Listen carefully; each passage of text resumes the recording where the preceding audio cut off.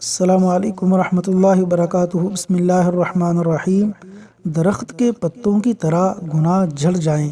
سیدنا انس بن مالک رضی اللہ عنہ فرماتے ہیں کہ رسول اللہ صلی اللہ علیہ وسلم ایک ایسے درخت کے پاس سے گزرے جس کی پتیاں سوکھ گئی تھیں۔ آپ صلی اللہ علیہ وسلم نے اس پر اپنی چھڑی ماری تو پتیاں جھڑ پڑیں۔ آپ صلی اللہ علیہ وسلم نے ہم سے فرمایا کہ الحمدللہ وسبحان اللہ ولا الہ الا اللہ واللہ اکبر۔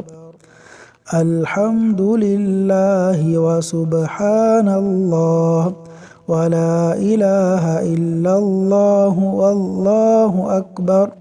یہ کہنے سے بندے کے گناہ ایسے ہی جڑ جاتے ہیں جیسے اس درخت کی پتیاں جڑ گئیں۔ صحیح الجامع حدیث نمبر 1601۔ اللہ تعالیٰ عمل کی توفیق عطا فرمائے۔